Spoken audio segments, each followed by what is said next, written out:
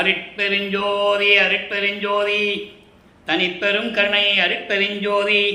எல்லா உயிர்களும் இன்புற்று வாழ்க, வள்ளல் மலரடி வாழ்க வாழ்க, கொல்லா விரதம் குவளை எல்லாம் ஓங்குக, நல்லோர் நினைத்த நலம் பெறுக, நன்றி நினைத்த எல்லோரும் வாழ்க இசைந்து. உலக மக்களே, அறிவார்ந்த அன்பர்களே, ஆண்மநேய ஒருமைப்பாடுடைய அன்பர்களே, வல்லப்பமான நமக்கு அருளிய திருவொற்பாவிலிருந்து அருட்பெருஞ்சோதி ஆண்டவருடைய திருவிளையாடல்களை பார்த்து கொண்டிருக்கிறோம். அருட்பெருஞ்சோதி ஆண்டவர் ஆதியும் அந்தமில்லா தோன்றிய இறைவன், சுயமாக தோன்றிய இறைவன், சாதிகளையும் மதங்களையும் மார்க்கங்களையும் கடந்த இறைவன். அது திருவொற்பாவிலே அருட்பெருஞ்சோதி அகவலிலே நாம் நேரடியாக விளக்கங்களை பார்த்திருக்கிறோம்.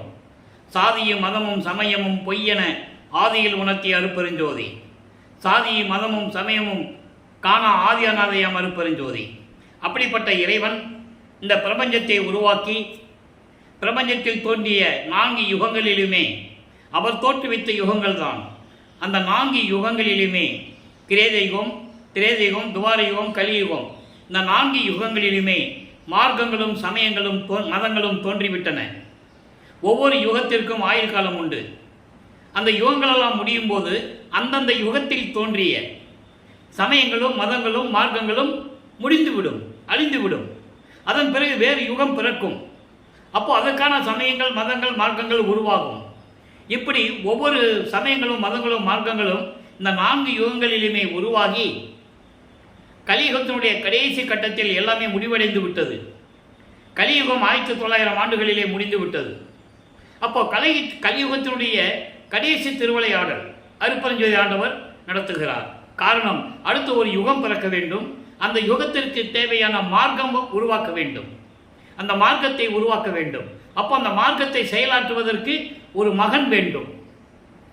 நல்லா கவனிச்சுக்கணும். இதுக்கு முன்னால் 5 தொழில்களையும் செய்தவர்கள், படைத்தல், காத்தல், அழித்தல், மறைத்தல், அருளல், இவங்கெல்லாம் இறைவனால் உருவாக்கப்பட்ட பத தலைவர்கள். இனிமேல் அவங்ககிட்ட கொடுக்க முடியாது, ஆயுட்காலம் முடிஞ்சிடுச்சு. அப்போ இந்த யுகத்திற்கு, இந்த யுகம் ஒளி யுகம், அதாவது சதுர யுகம் என்று கூறுவார்கள் வளர்ப்பமானவர்கள். இந்த சதுர யுகத்திற்கு, இந்த ஒளி யுகத்திற்கென்று இந்த ஒளி யுகத்திலே வாழக்கூடிய மக்களுக்கு ஒரு மார்க்கம் வேண்டும். அது ஆன்மீக மார்க்கம் சமரசமாக இருக்க வேண்டும் என்பதற்காக சுத்த சன்மார்க்கத்தை உருவாக்கி அதை தன் மகனுடைய கையில் கொடுத்து இந்த பிரபஞ்சத்தை இயக்க வேண்டும் என்பதற்காகவே தன் அருளால் பெற்றெடுத்த ஒரு ஆண்மகனை செல்வப்பிள்ளை என்று பெயரிட்டு வளர்த்து கொண்டிருக்கிறார் அருட்பெருஞ்சோதி ஆண்டவர். காலங்கள் நெருங்கி கொண்டிருக்கிறது. ஏற்கனவே பிரம்மன், திருமால், ருத்திரன், மகேசனுடைய ஆயுள்காலம் முடிந்த பிறகு அவங்களெல்லாம் இறைவனுடைய திருவடியில் இருக்கிறார்கள். எந்த விதமான ஆற்றலும் இல்லாமல், எந்த விதமான வேலையும் இல்லாமல் இருந்து கொண்டிருக்கிறார்கள். அப்போ கடைசியாக சதாசிவனும் 5 தொழில்களை செய்து கொண்டிருக்கிறார். அப்போ சதாசிவனுடைய ஆயுள் காலம் முடிவதற்கு 51 ஆண்டுகள் இருக்கும்போது, இந்த ஆயுள் காலம் என்பது அருள் காலம். அந்த அருளெல்லாம் அவரை விட்டு போயிடும். அப்போ அந்த 51 ஆண்டுகள் இருக்கும்போது தான் தனது மகனை ஒரு சைவ குலத்தில் இந்த பூலோகத்திற்கு ஒரு தாயின் வழியாக வருவிக்க செய்தார் அருட்பெருஞ்சோதி ஆண்டவர். அந்த விளக்கங்களை எல்லாம் நாம் ஏற்கனவே பார்த்து விட்டோம். இப்போ ஒரு தாயின் கருவறையிலே நமது பிள்ளை பெருமானவர்கள், நமது குழந்தை இறைவன் இருக்கும்போது அந்த கருவறையிலே எப்படியெல்லாம் திருவிளையாடல் நடந்தது என்பதையும் பார்த்து விட்டோம். கருவறையிலே இருக்கும்போது அந்த கருவறை இருட்டாக இருக்கிறதே என் தந்தையே என்று சொல்லும்போது அருட்பெருஞ்சாண்டவர் தன் மகனுக்கு ஒளியை காட்டி, வெளிச்சத்தை காட்டி மகனோடு கொஞ்சி குழாவியதையும், தன் மகன் கருவறையில் இருக்கும்போது பசி என்று கூறும்போது தன் மகனுக்கு கருவறையிலேயே அருள் அமுதம் ஊட்டியதையும், தன் மகனுக்கு காற்றில்லாமல் உடம்பு புழுக்கமாக இருக்கிறது என்று சொல்லுகிறானே என்று சொல்லி அமுத காற்று, தென்றல் காற்று வீசியதையும் எல்லாமே நம்ம பார்த்துட்டோம். அதன் பிறகு இந்த பூலோகமுடைய மண்ணை தொட்ட பிறகு, பிரம்மன், திருமால், ருத்திரலாம் வந்து வாழ்த்திய பிறகு, எங்களை ஆளப்போகும் அருள்கடலே வாழ்க வாழ்க என்று வாழ்த்தி அவர்களெல்லாம் சென்ற பிறகு 5 மாத கால இடைவெளியிலே தில்லை தலைத்திடையை திரைதூக்க தரிசித்த போது, வெய்வகை மேற்காட்டாதே எந்தனக்கே வெளியாய் காட்டிய உறவாம் மெய் உறவாம் மெய்ப்பொருளை என்று கூறுவார்.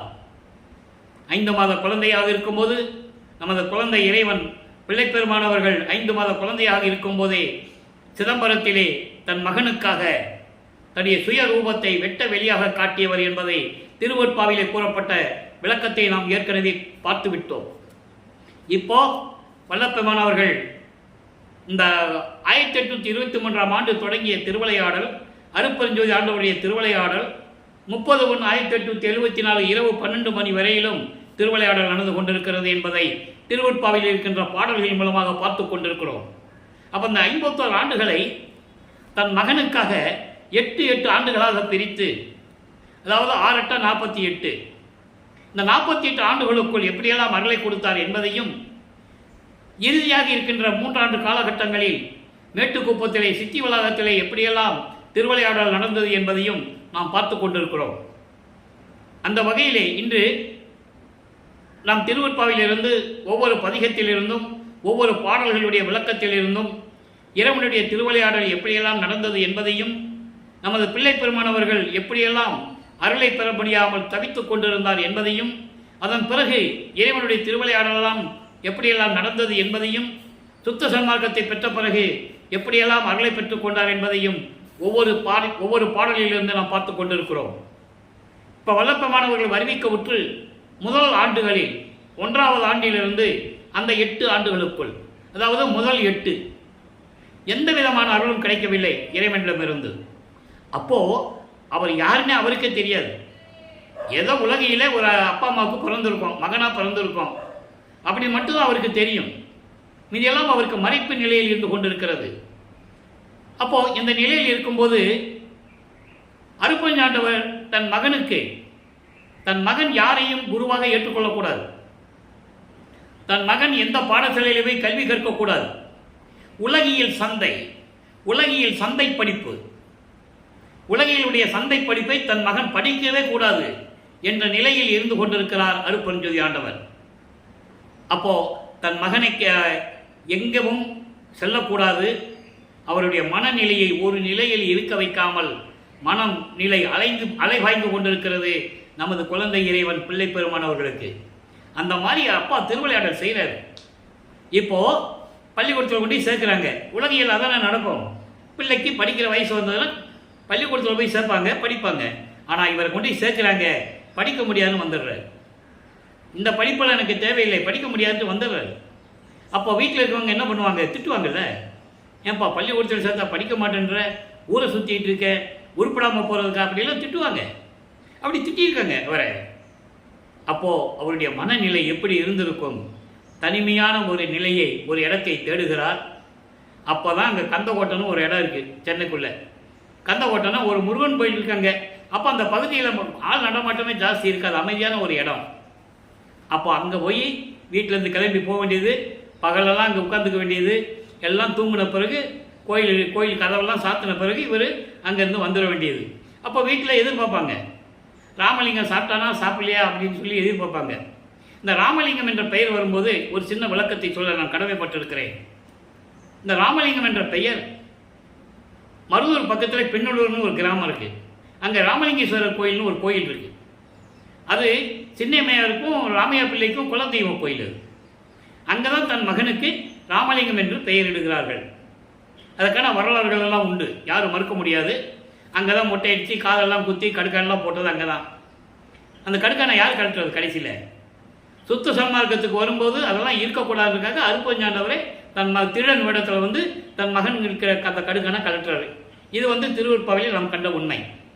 இப்போது அந்த குழந்தைன்னு சொல்லும்போது இந்த ராமலிங்கம் என்ற பெயர் வரும்போது இந்த ஞாபகம் வருகிறது. உங்களுக்கு விளக்க சொல்லிட்டேன். உலக மக்களால் அவர் அழைக்கப்பட்டவர் திரு அருட்பிரகாச வள்ளலார் என்று அழைக்கப்பட்டார். ஆனால் அருட்பெருஞ்சாண்டவர் தன் மகனுக்கிட்ட பெயர் செல்வப்பிள்ளை. கொல்லை என இன்பம் கொடுத்தாய், எனது பிள்ளை என எனக்கு செல்வப்பிள்ளை என்று எனக்கு பெயரிட்டாய், தெல்லமதம் அளித்தாய், சன்மார்க்க சங்கத்தை வைத்தாய் என்று 6ஆம் திருமுறையிலே கூறுவார். என்னை செல்வப்பிள்ளையாக்கி வளர்க்கின்றாயே, செல்வப்பிள்ளை என்று பெயரிட்டு வளர்த்தாய் என்றெல்லாம் கூறுவார். நல்லா புரிஞ்சுக்கணும் நீங்கள். அதனால தான் நான் அவரை பிள்ளை பெருமான் என்று கூறுவது உண்டு. அப்போது இந்த காலகட்டங்களில் 8 ஆண்டுகள் முடியுது. வீட்டில் இந்த மாதிரி திட்டுவாங்கல்ல, பள்ளிக்கூடத்துக்கு ஏண்டா போகல, ஒழுங்காக படிக்கலாம்ல அப்படின்லாம் சொல்லும்போது இவருக்கு மனம் இல்லை என்றால் அவரை அருட்பெருஞ்சாண்டவர் திருவிளையாடல் செய்கிறாரே. தன் மகன் இந்த உலக சந்தை படைப்பை சந்தை படிப்பை கற்றுக்கொள்ளக்கூடாது. என் மகன் யாரையும் குருவாக ஏற்றுக்கொள்ளக்கூடாது. அந்த நிலையில் இருந்து கொண்டு அருட்பெருஞ்சாண்டவர் திருவிளையாடல் செய்கிறார் தன் மகனிடம். இப்போ வல்லற்பெருமானுக்கு அருட்பெருஞ்சாண்டவர் யாருன்னு தெரியாது, சுத்த சன்மார்க்கம் என்னன்னு தெரியாது. நல்லா நீங்கள் புரிஞ்சுக்கணும். அப்போ 2வது எட்டுக்கு வருகிறார். அதாவது 9வது ஆண்டிலிருந்து 16 ஆண்டுகளுக்குள் என்ன நடந்தது என்பதை இப்போ திருவருட்பாவிலிருந்து பார்க்க போகிறோம். 1வது ஆண்டிலிருந்து 8 ஆண்டு வரைக்கும் திருவருட்பா தொடங்கலை. அவர் போய் முருகனை பற்றி பாடுறது, யாராவது ராமலிங்கம் ஏன்பா சும்மா இருக்கிற, ஏதாவது முருகனை பற்றி பாடேன்னு சொல்லும்போது பாடுறது. சில பேர் வருவாங்க, ராமலிங்கம் ஏன் சும்மா இங்கேயே உட்காந்துருக்க, ஒரு பிள்ளையாரை பற்றி ஒரு பாட்டு பாடுவார். ஏன்பா பார்வதியை பற்றி தான் ஒரு பாட்டு பாடேன், சிவபெருமானை பற்றி ஒரு பாட்டு பாடேன் சொல்லும்போது பாடுவார், அவ்வளோதான். ஆனால் அந்த நிலையில் தான் அப்போ இருந்தார் அவர். அதுக்கடுத்து 9வது ஆண்டு தொடக்கத்தில் இறைவன் தன் மகன் முன் தோன்றி, நல்லா கவனிக்கணும், தன் மகன் முன் தோன்றி, மகனே நீ என்னால் வருவிக்க உற்றவன். எப்படி சொல்றாரு? என்னால் வருவிக்க உற்றவன், நான் உன்னை ஆட்கொள்ளுகிறேன், உனக்கு ஞானத்தை கொடுக்கிறேன், பெற்றுக்கொள். காரண காரியங்கள் எல்லாம் என்னிடம் கேட்கக்கூடாது. முன்பருவம் பின்பருவம் காட்டி உனக்கு அருள் செய்வேன், அப்போ உனக்கு காரண காரியங்கள் எல்லாம் புரியும் என்று சொல்லி மறைந்து விடுகிறார். இப்போ நம்ம பிள்ளை பெருமானுக்கு இறைவனுடைய மகன் தெரிஞ்சு போச்சுப்போ. நல்லா புரிஞ்சுக்கணும், நீங்க சிவபெருமான் தான் இறைவன். ஏன்னா அந்த வடிவத்தில் அவர் காட்சி கொடுக்கிறாரு. அவரு வடிவில் பார்த்தது வேறு, ஆட்கொண்ட காட்சிகள் வேறு. அப்போ சிவபெருமானை வழிபடுகிறார். காரணம், இவர் சைவ குலத்திலிருந்து வருவிக்க உற்றதனால் வீட்டில் வழிபாடு செய்வாங்க. நமச்சிவாயா, ஓ சிவாய நம, சிவாய நம, அம்மனை பற்றி பாடுவாங்க, முருகனை பற்றி பாடுவாங்க, பிள்ளையாரை பற்றி பாடுவாங்க, எல்லாமே பாடுவாங்க. அந்த நிலையில் இருந்து கொண்டிருக்கிறார். அப்போ இவரும் சிவபெருமானை எப்படியெல்லாம் முறையீடு செஞ்சு வழிபட்டார், தனக்கு ஏன் அருளை கொடுக்கவில்லை என்றெல்லாம் எப்படி முறையீடு செய்கிறார் என்பதை 1ஆம் திருமுறையிலே பதிகம் 6 திருவருள் முறையிலிருந்து திருவருள் முறையீடு என்ற பதிகத்திலிருந்து 232 பாடலுடைய விளக்கத்தை நாம் பார்த்து விட்டோம். ஒவ்வொரு பாடலிலும் ஒவ்வொரு விதமான விளக்கங்கள் இருக்கும், அதையெல்லாம் நம்ம பார்த்துட்டோம். இப்போ இறைவனிட்டு சொல்லி சிவபெருமான் சொல்லி ஒரு புரோஜனம் இல்லை. ஒருவேளை வடிவுடையமனை பற்றி பாடினால் அருளை பெற்று விடலாமோ, வடிவுடையமனை பற்றி கொஞ்சம் பாடி அந்த அம்மா அன்பை பெறலாம் என்று சொல்லி வடிவுடையமனை பற்றி பாடுகிறார். அப்போ வடிவுடைய மாணிக்க மாலை உருவாகிறது. மொத்தம் 100 பாடல்கள். ஒவ்வொரு பாடலிலும் எப்படி முறையீடு செய்கிறார் என்பதை நாம் பார்த்து கொண்டிருக்கிறோம். நானும் உன் பிள்ளைதான், உன் கணவரால் நான் வருவிக்க உற்றவன், நானும் உன் பிள்ளைதான், நான் என்ன தப்பு செஞ்சிருந்தாலும் நீ என்னை மன்னிக்கணும்ல, எனக்கு அருளை நீ கொடுக்கணும்ல. அப்பனை பற்றி பாடினேன், கேட்டேன், கெஞ்சினேன், ஒன்றும் பதில் இல்லை. நீ ரெக்கமெண்ட் பண்ணு, நீ சிபார்சு பண்ணு, உன் கணவன் தானே, நானும் உன் பிள்ளை தானே, உனக்கு தெரியும் இல்லை. அவனை பற்றி பண்ண வாயை பேசுறது இல்லை, ஊமை மாதிரி நின்றுட்டு இருக்கிறாப்புல அப்படின்னு சொல்லி வடிவுடையமனை பற்றி பாடுகிறார். அற்புதமான பாடல்கள், 100 பாடல்களும். இன்னைக்கு 29வது பாடலை பார்க்குறோம். நல்ல கவனிங்க. சேய் குற்றம் தாய் பொறுத்து, சேய் குற்றம் தாய் பொறுத்து ஏடா வருக என செப்புவல், இந்நாய் குற்றம் நீ பொறுத்து ஆறுதல் வேண்டும், ஆளுதல் வேண்டும். நபின் மதியின் தேய் குற்றம் ஆற்றிடும் திருவற்றியூர் நாதர்த்தம் தேவி. நீ அவன் பொட்டாட்டி தானே, மனைவி தானே, அவனுடைய திருவற்றியில் இருக்கின்ற இவனுடைய மனைவி தானே நீ. திருவற்றியூர் தேவி அன்பர் வாய்க்குற்றம் நீக்கும் மயிலே வடிவுடை மாணிக்கமே. பாடல் சொல்லிட்டாராங்க. அதாவது உலகத்தில் எல்லாருமே, எல்லா தாய்மார்களும் பிள்ளை தப்பு செஞ்சதுன்னா, குழந்தை தப்பு செஞ்சதுன்னா அதெல்லாம் மன்னிச்சு வாடா மகனே அப்படின்னு அணைச்சிக்குவாங்க. அதான் சொல்றாரு, ஏடானா வாடா. ஏடான்றது செல்லமாக கூப்பிடுறது, டேயின் கூப்பிடுறோம்ல, அந்த மாதிரி. ஏடா வருகை என செப்புவல். ஒரு குழந்தை உலகியல்ல தப்பு பண்ணிட்டா அந்த குழந்தையை பெற்ற தாய் அதெல்லாம் மன்னித்து வாடா மகனை என்று அணைத்துக் கொள்ளுவாள், வாடா மகனை என்று அணைத்துக் கொள்ளுவாள். அதே போல நான் ஊராக தெரு தெருவாக நாய் போல சுற்றி கொண்டிருக்கிறேனே, உன் கணவனால் வருவிக்க உற்று, உனக்கு தெரியும் இல்லை, நாய் போல சுத்திட்டு இருக்கேன். என்னுடைய குற்றத்தை என்னுடைய தவறை நீ மன்னித்து ஆளுதல் வேண்டும், ஆட்கொள்ள வேண்டும். அதனால தான் உங்ககிட்ட சொல்லிட்டு இருக்கேன். சிவபெருமானுக்கு சொல்லி என்ன பிரயோஜனம்? உன் கணவனுக்கு சொல்லி ஒன்றும் பதில் இல்லையே. அதனால தான் உங்ககிட்ட சொல்கிறேன், நீ ஆளுதல் வேண்டும். அப்படி சொல்கிறாரு. நபின் மதியின் தேய் குற்றமாகட்டும். அதாவது பிறை சந்திரனை சூடிய திருவொற்றியூரில் இருக்கின்ற இறைவனுடைய மனைவி தானே நீ. உனக்கு தெரியல, அன்பர்களுடைய குறையெல்லாம் நீக்கிற. தப்பு தப்பாக பேசுகிறாங்க, வாய்க்குற்றம் என்று சொல்லுகிறார். பேசும்போது ஏற்படுகின்ற குற்றங்கள் அதையெல்லாம் மன்னித்து நீ அருளை கொடுக்குற இல்லை. அப்போ நான் யாரு? அப்போ நான் யாரு? உன் மகன் தானே, உன் கணவனால் வருவிக்க விட்டவன் தானே. என்னுடைய குற்றத்தை மன்னித்து நீ ஆட்கொள்ள வேண்டும் அல்லவா? விரைவில் வா தாயே, என் தேவியே, என் அம்மையே, வடிவுடை மாணிக்கமே என்று கூறுகிறார். அப்போ அப்பனை பற்றியும் பாடியாச்சி, வரவு கொடுக்க முடியல. இப்போ வடிவுடமனை பற்றியும் பாடுகிறார். என்ன நடக்குதுன்னு இப்போ பார்ப்போம். இப்போ வல்லப்பமானவர்கள் 13வது ஆண்டில் ஞானத்தை பெற்ற பிறகு முதல்ல இப்போதான் திருவொற்றியூருக்கு போகிறார். சென்னையிலே ஏழுகணர் பகுதின்னு ஒரு பகுதி இருக்குது. அதாவது இப்போது அதை வள்ளலார் நகர்னு சொல்லுவாங்க. அந்த பகுதியிலிருந்து ஏன்னா வள்ளலார் நகர்னு ஏன் பேர் வந்ததுன்னா, இதற்கு முன்னால் முதலமைச்சராக இருந்த கலைஞர் அவர்கள் அந்த பகுதியிலே வள்ளலார் இருந்ததனால் அங்கு வீரசாமி முதலியார் தெருவில் அந்த குடும்பம் இருந்தது. அதனால் அந்த இடத்திற்கு வள்ளலார் நகர் என்று பெயரிட்டார். அப்போ அங்கிருந்து இவர் திருவொற்றியூருக்கு போகணும். திருவொற்றியூருக்கு போகணும்னா நடந்து தான் போகணும். 13வது ஆண்டில் சின்ன குழந்தை, நமது குழந்தை இறைவன் தன்னுடைய திருப்பாதங்கள்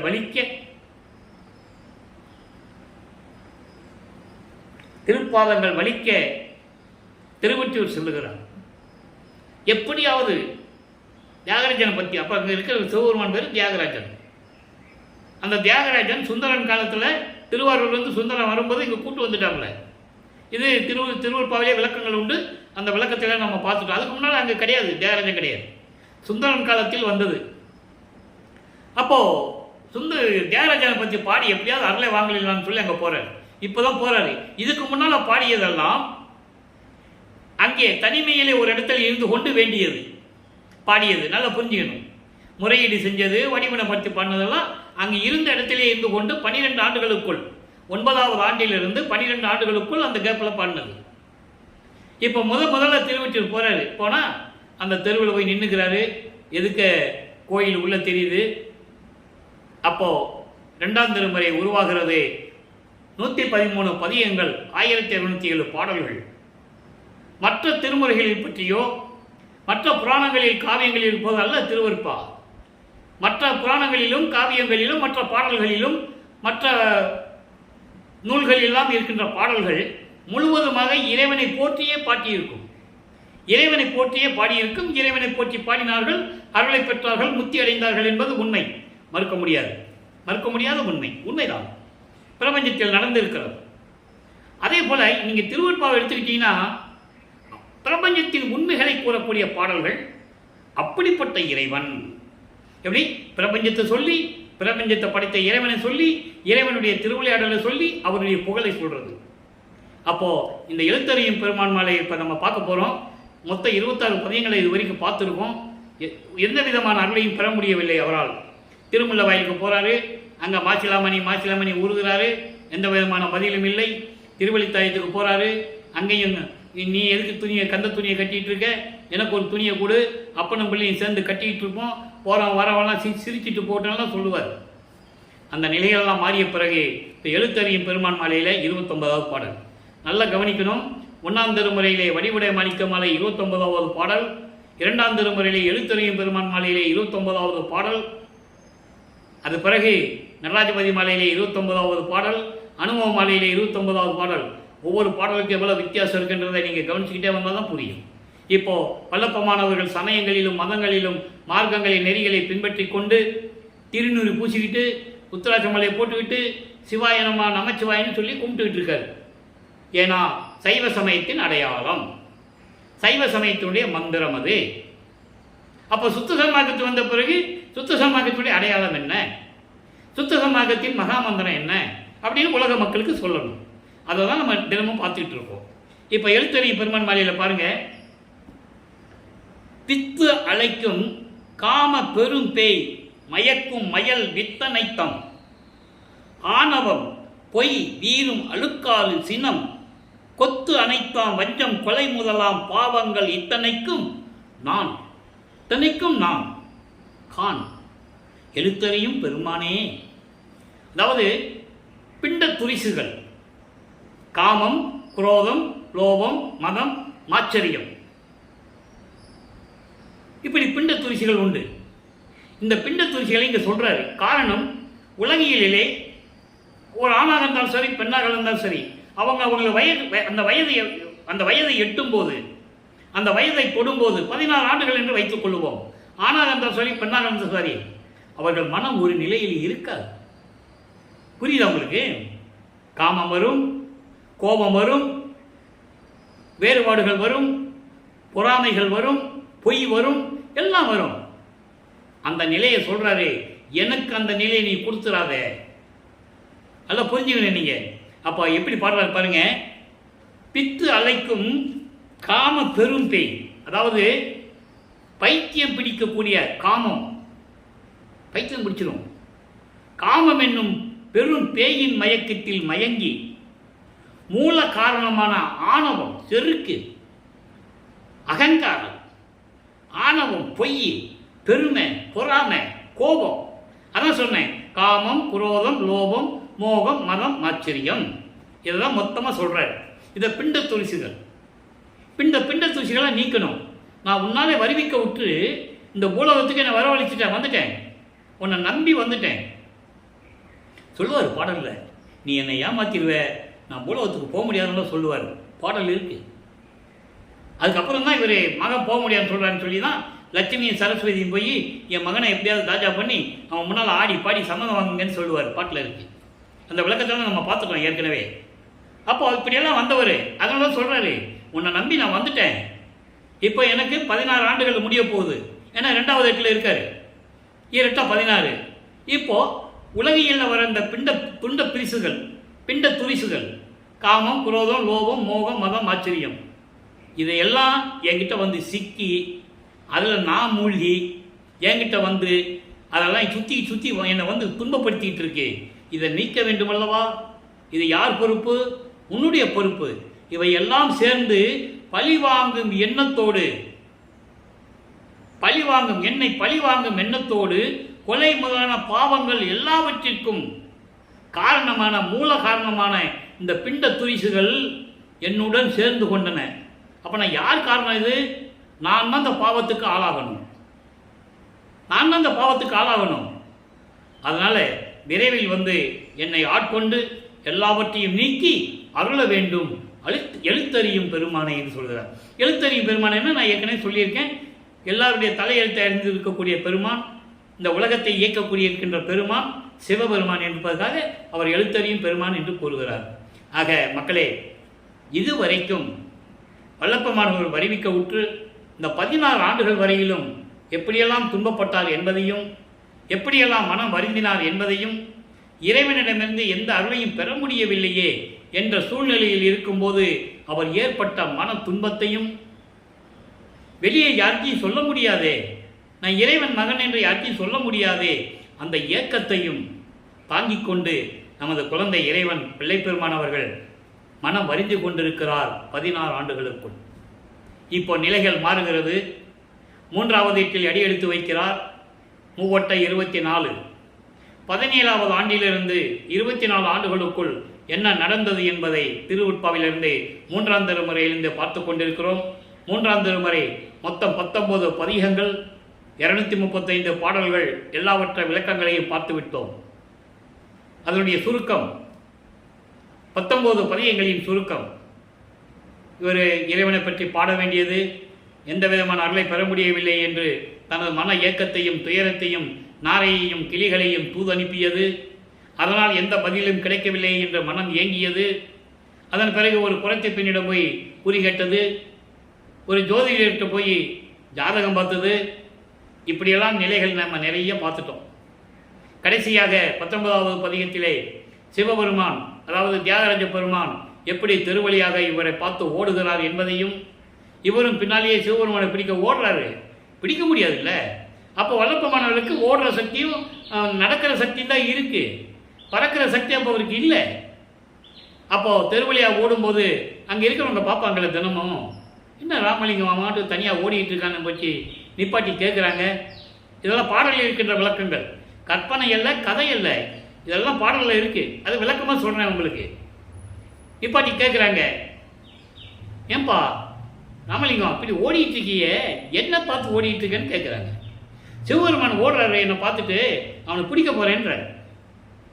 என்னையா பைத்தியக்கார மாதிரி பேசிகிட்டு இருக்கேன். இந்த கலியுகத்தில் அப்போ கலியுகம் நடந்துகிட்டு இருக்கு, நல்லா கவனிச்சுக்கணும் நீங்கள். அப்போ கிட்டத்தட்ட ஒரு 1841 ஆண்டு இல்லை 40 ஆண்டுகள் இருக்கலாம். அந்த நிலையில தான் வல்லப்பம்மன் இருக்கார். ஏன்னா 17ஆவது ஆண்டு தான் இது நடக்குது. வருவிக்க விட்டது 1823. இது நடக்கிறது 17ஆவது ஆண்டில் இந்த நிகழ்ச்சி நடக்குது. அந்த 17ஆவது ஆண்டிலிருந்து என்ன நடக்குது அப்படிங்கும்போது அந்த அந்த காலகட்டத்தில் தான் இருக்கணும், கலியுகத்தில் தான் இருக்குது. ஏன்னா 1900 தான் கலியுகம் முடியுது. இப்போது இந்த கலியுகத்தில் சிவபெருமான் வராரா, அது ரோட்டு வழியாக ஓடுறாரா, உன்னை பார்த்து போப்பா வேறு வேலையை பாருப்பா, நாங்களும் தினமும் பார்க்குறோம், இங்கே பக்கம் இங்கே இருந்துக்கிட்டு இவ்வளோ அலப்பறை பண்ணிகிட்டு இருக்க, நீ போ, முதல்ல போ அப்படின்னு சொல்லுவாங்க. அப்போ என்னென்ன சொல்லுவாங்கன்னா, சரி அப்படியே வந்து சிவபெருமான் உனக்கு காட்சி கொடுத்தாலும் நீ என்ன பண்ண போகிற, என்ன சாதிக்க போகிற, அவங்ககிட்ட என்ன இருக்குது, திங்கிறதுக்கு சோத்து இல்லை, பிச்சை எடுத்துக்கிட்டு இருக்கான், திங்கிறதுக்கு சோறு இல்லை, தெரு தெருவாக திருவோட்டை வச்சு பிச்சை எடுத்துக்கிட்டு இருக்கான். ஏன்னா புராணத்தில் அதானே சொல்லுது, மக்கள் அதை தானே சொல்லுவாங்க. இருக்க இடம் இல்லை, சுடுகாட்டில் படுத்து கிடக்கிறான், அந்த சாவலத்துக்கு உடம்பெல்லாம் பூசிக்கிட்டு இருக்கான், மண்டை ஓடுகளை கழுத்தில் மாட்டிட்டு இருக்கான், பாம்பை வேற கழுத்தில் வச்சுருக்கான், நீ போய் கட்டி பிடிச்சி இன்னும் பாம்பு கொத்தும்ல அப்படின்லாம் சொல்லுவாங்க. அப்போ இவர் சொல்லுவார், பதில் சொல்லுவார், நீங்கள் சொல்கிறதெல்லாம் சரிதான், அவன் பாம்பு வச்சு கொத்துனாலும் சரி, அவனை நான் கட்டி பிடிக்கும்போது என் மார்பில் மண்டை போட்டு இடித்தாலும் சரி, அவன் திங்கிறதுக்கு சோத்து இல்லாமல் இருந்தாலும் சரி, கந்த துணியை கட்டிக்கிட்டு இருந்தாலும் சரி, நான் அவனை விடவே மாட்டேன். ஏனென்றால் அவன் மீது நான் காதல் கொண்டுள்ளேன், அளவிலாத அன்பு கொண்டுள்ளேன். அப்பவும் நான் இறைவனால் வருவிக்க விட்டுன்னு அவர் சொல்ல முடியாது. நல்லா புரிஞ்சுக்கணும். இந்த நிலைகளெல்லாம் நடந்து கொண்டிருக்கிறது. இப்போ வல்லப்பமானவர்களுக்கு 24 ஆண்டுகள் முடிஞ்சிருச்சு. இந்த பூலோகத்துக்கு வரிக்கு விட்டு 24 ஆண்டுகள் முடிஞ்சிருச்சு. அப்போ 25ஆவது ஆண்டிலிருந்து அந்த 8 வருஷத்தில் 32 வயசு வரைக்கும் என்ன நடந்தது, 32 ஆண்டுகள் வரைக்கும் என்ன நடந்ததுன்னு நம்ம பார்க்க போகிறோம். அது ஏற்கனவே நம்ம பார்த்து முடிச்சாச்சு. இருந்தாலும் அதனுடைய விளக்கம், 4ஆம் திருமுறையினுடைய விளக்கம், 8 பதியங்களில் 197 பாடலுடைய விளக்கம், அன்பு மாலை, அருட்பிரகாச மாலை, ஆனந்த மாலை, அதுக்கப்புறம் சௌந்தரிய மாலை, அபராத மன்னிப்பு மாலை, அதிசய மாலை எல்லாம் பார்த்துட்டோம். 2 பதியங்கள் பாக்கி இருந்தது, பிரசாத மாலையும் பத்தி மாலையும் இப்போ நம்ம சொல்லிகிட்டு இருக்கோம். ஏன் இப்போ சொல்கிறோம்னா அதுக்கான காரண காரியங்கள் உண்டு. ஏனென்றால் வல்லப்பமானவர்கள் வருவிக்க விட்டு 202 ஆண்டுகளாகியும் வல்லப்பமானுடைய அருள் நிலையையும் அருட்பெருஞ்சோதி ஆண்டவருடைய மகன்தான் வள்ளல் பெருமான் என்பதையும் வல்லப்பமானுடைய அருள் நிலைகளையும் மக்களிடம் விரிவாக விளக்கமாக யாரும் சொல்லவில்லை என்பதுதான் வேதனையான விஷயம். சொன்னார்கள், சும்மா அவரை சொல்லி ஒரு வட்டத்துக்குள்ளேயே நிப்பாட்டிட்டாங்க. அவரை நல்லா புரிஞ்சுக்கணும் நீங்கள். அதனால தான் இந்த வள்ளலார் ஊழியன் திருவுட்பாவிலிருந்து பாடல்களிலுடைய விளக்கங்களை உங்களுக்கு நான் கூறிக்கொண்டிருக்கிறேன். இப்போ 4ஆம் திருமுறை அந்த நிலைகளில் வரும்போது 27ஆவது ஆண்டில் தன் மகனுக்கு திருமணம் செய்யணும்னு அந்த உலகியலில் ஏற்பட்ட சொந்தங்கள் நல்லா புரிஞ்சுக்கணும். வல்லப்பமானுக்கென்று சொந்தங்கள் எதுவுமே இல்லை, தெளிவாக சொல்ல முடியும். திருவுட்பாவிலிருக்கு வருவிக்க உற்றதனால் ஏற்பட்ட சொந்தங்கள். நமது பிள்ளை பெருமானவர்கள் இறைவனுடைய மகன் இந்த பூலோகத்திற்கு ஒரு தாயின் வருவிக்க உற்றதனால், ஒரு தாயின் கருவறையிலே 10 மாதம் இருந்து அந்த புண்ணியவதி சின்னம்மையார் அவர்கள் நமது இறைவனை வயிற்றிலே 10 மாதம் சுமந்து இந்த உலகத்திற்கு கொடுத்தார்கள். புண்ணியவதி அவர்கள், புண்ணியம் செய்தவர்கள், மதிக்கக்கூடியவர்கள். இது எந்த விதமான மாற்று கருத்து கிடையாது. ஒரு இறைவனையே தன் வயிற்றில் சுமந்து, இறைவன் என்று தெரியாமலேயே, அதான் பெரிய விஷயம். அப்போ இந்த நிலையில் இருக்கும்போது வல்லப்பமானவர்கள் தனக்கென்று சொந்தங்கள் இந்த உலகில் இருக்கிறது யாருன்னா அருட்பெருஞ்சாண்டவர் ஒருவர் தான். அப்போ திருமணம் நடக்குது, இவங்க திருமண ஏற்பாடு பண்ணுறாங்க. வருவிக்க விட்டதனால் ஏற்பட்ட சொந்தமாகிய அந்த அக்கா பொண்ணு தனக்கோடி அம்மா தனமாலன்னு சொல்லுவாங்க. தனக்கோடி அம்மா, அந்த அம்மாவுக்கு இவர் தாலி கட்டணும், இவர் தான் கட்டணும். அதான் ஏற்கனவே நிர்ணயிக்கப்பட்டது. பூலோகத்துக்கு இவர் தாலி கட்டணும். அதனால் அந்த அம்மா வந்து இவருக்கு அக்காவுடைய பொண்ணாக பிறக்கிறார். அப்போ அந்த பொண்ணுக்கு இவர் தாய்மாமன் ஆகிறார். அதற்கு நீங்கள் புரிஞ்சுக்கணும். ஆக திருமண ஏற்பாடுகள் நடந்து கொண்டிருக்கிறது. திருமணம் வேண்டான்னு சொல்கிறாரு. அப்புறம் ஒரு சாமியாருக்கு கூப்பிட்டு போகிறாங்க. அவர் அருப்பஞ்சு ஆண்டவர் தான் என்பது ஏற்கனவே நம்ம விளக்கத்தை சொல்லிட்டோம். அப்பா சொல்லிட்டாரு, நீ தாலி கட்டிடலாம், ஒரு பிரச்சனை இல்லைன்னு சொல்லி இவர் சரின்னு சொல்லிட்டாரு. அப்போ திருமண ஏற்பாடு நடக்குது.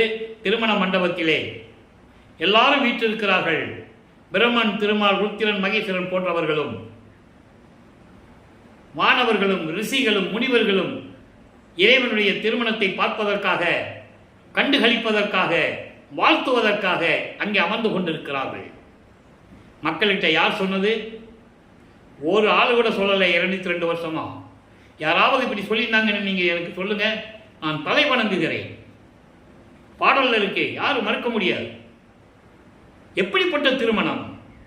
வானவர்களால் வாழ்த்திய திருமணம், மார்களை வாழ்த்தி வணங்கிய திருமணம். அப்போ அந்த திருமணத்தில் அருப்பஞ்சாண்டவரும் தன்னுடைய தந்தையும் தாய் சிவகாமி வள்ளியும் வரவில்லை என்று அவர் மனம் ஏங்குகிறது. அப்பா அம்மா வரலையே நம்ம கல்யாணத்தை பார்க்கறதுக்கு. சுந்தரனுக்கு மட்டும் 2 கல்யாணம் பண்ணி வச்சான். எப்படி சொல்லுவார் தெரியுமா? பாடல்ல இருக்கு, நீ வந்து எனக்கு திருமணம் நடத்தி வச்சேன்னா நான் எத்தனை கல்யாணம் வேணாலும் பண்ணுவேன்னு சொல்லுவார் பாடல்ல. அவ்வளவு தூரம் தந்தையிடம் பற்று கொண்டவர், அன்பு கொண்டவர், காதல் கொண்டவர். ஆக வரலையின் மனம் வருந்துகிறார். அதன் பிறகு மகன் வருந்துவானே, இனிமேல் அவனை வந்து விடக்கூடாது என்பதற்காக 2 குதிரை மாட்டின தேரில் வந்து மணமக்களை வாழ்த்திட்டு போவதை திருவுட்பாவை பாடலிலே இருந்ததையெல்லாம் பார்த்து விட்டோம். இப்போ அந்த அம்மாவுக்கு மோட்ச விட்டம் கொடுத்தாச்சு, விமோசனம் கொடுத்தாச்சு. இப்போ உலகியல் பட்ட நீக்கணும். அடுத்த ஸ்டெப்புக்கு வரணும் அவர். அப்போ ஸ்டெப்புக்கு வரும்போது என்ன பண்றாரு? இனிமே திருவொற்றியூரோ திருவள்ளித்தாய்த்தோ போகக்கூடாது அப்படின்னு சொல்லிட்டு இருந்த இடத்திலேயே கதவை சாத்தி தாப்பா போட்டார். நல்லா கவனிக்கணும் நண்பர்களே. இப்போ அவருக்கு வல்லப்பெருமானவர்களுக்கு சுத்த சன்மார்க்கம் இருக்கிறது தெரியும். அருப்பஞ்சோதி ஆண்டவர் தான் இறைவனும் தெரியும். இருந்தாலும் சுத்த சன்மார்க்கம் கொடுக்கிற வரைக்கும் அவர் சமயங்களையும் மதங்களையும் மார்க்கங்களையும் சேர்ந்த தலைவனை, சமய தலைவனை சிவபெருமான் என்று வழிபட்டு கொண்டிருந்தார் அல்லவா, அந்த ரூபத்தில் தான் வருவார். அந்த விளக்கத்தையும் இப்போ நம்ம பார்த்துக்கிட்டு இருக்கோம். அதை நீங்கள் நல்லா புரிஞ்சுக்கணும். பிரசாத மாலை எதுக்கு இப்போ சொல்கிறோம்னா அதான் காரணம். அப்போது இந்த நிலையில் இருக்கும்போது வல்லப்பெருமானவர்கள் கதவை பூட்டிட்டாரு.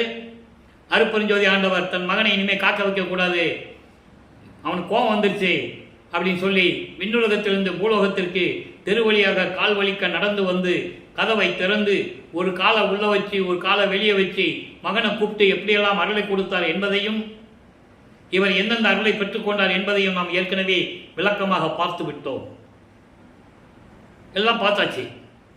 அதாவது சுத்த சன்மார்க்கத்தை வாங்கணும், சாகா கல்வியை கற்றுக்கணும். இது ரெண்டும் எங்கே நடக்கணும்? சுத்த சிவஞான வெளியில் நடக்கணும். அதுக்கப்புறம் அருப்பெருஞ்சோதியை வாங்கணும், திருவுருள செங்கலாட்சியை வாங்கணும்.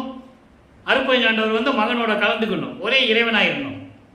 பிரிந்த சக்தியை மீண்டும் கூடிக்கணும், அவ்வளோதான் வித்தியாசம். அதான் கான்செப்ட். இதெல்லாம் அங்கே நடக்கும். இப்போது சுத்த சிவஞான வழிக்கு அவர் போகணும். ஏம சித்தியை பெற்றுக்கொண்டார், தத்துவ சித்தி, பறக்கிற சக்தி எல்லாம் அவருக்கு வந்துடுச்சு. இப்போ அண்டங்களை கடந்து செல்லுகிறார். அதுக்கான பாடல்களை எல்லாம் நாம் பார்த்து விட்டோம்.